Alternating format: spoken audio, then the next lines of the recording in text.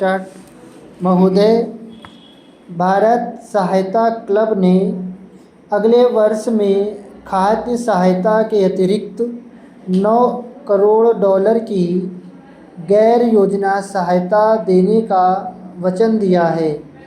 हम इसके सदस्य देशों और अन्य मित्र देशों तथा विभिन्न अंतर्राष्ट्रीय संस्थाओं के खाद्य संबंधी और अन्य सामान्य आर्थिक सहायता के लिए आभारी हैं।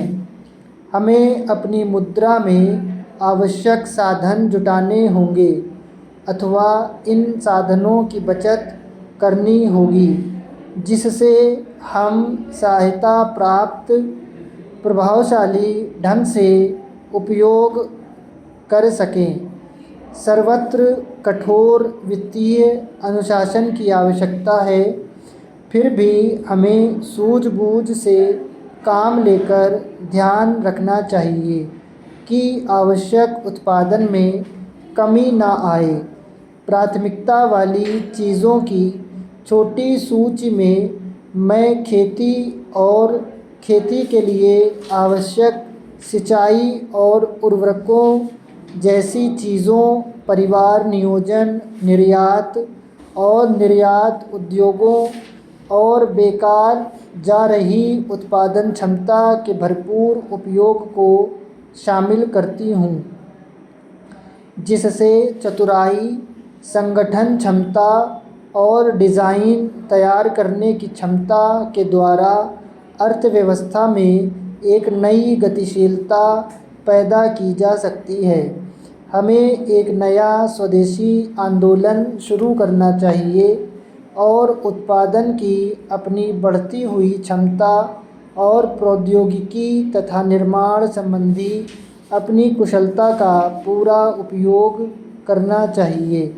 हमें मितव्ययिता के साथ साथ कार्य कुशलता को भी अपनाना चाहिए और सार्वजनिक तथा निजी सब गतिविधियों में कार्य करना चाहिए। हमें अपने साधनों के भीतर रहना चाहिए और उत्पादन में वृद्धि तथा उत्पादकता में वृद्धि के द्वारा अपने साधनों को बढ़ाना चाहिए। हमारे देशवासियों के सामने जो कठिनाइयाँ हैं, मैं उन्हें पूरी तरह से समझती हूँ।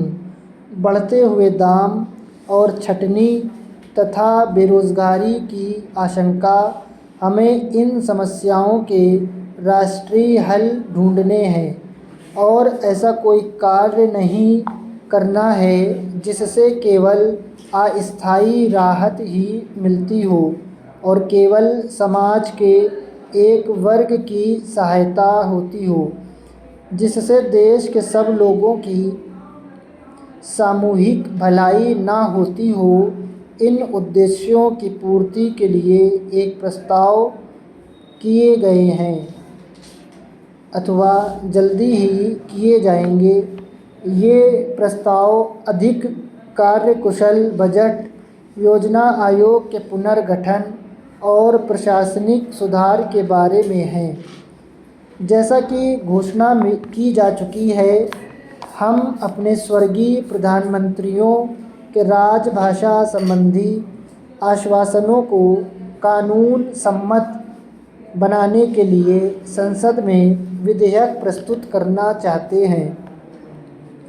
भाषा के प्रश्न से भावनाएं भड़कती हैं, लेकिन इसे देश में फूट पड़ने का माध्यम नहीं बनने देना चाहिए। जहाँ तक केंद्र का संबंध है, हम संविधान के 8वें अनुच्छेद में उल्लिखित सब भाषाओं को राष्ट्रीय भाषा मानते हैं।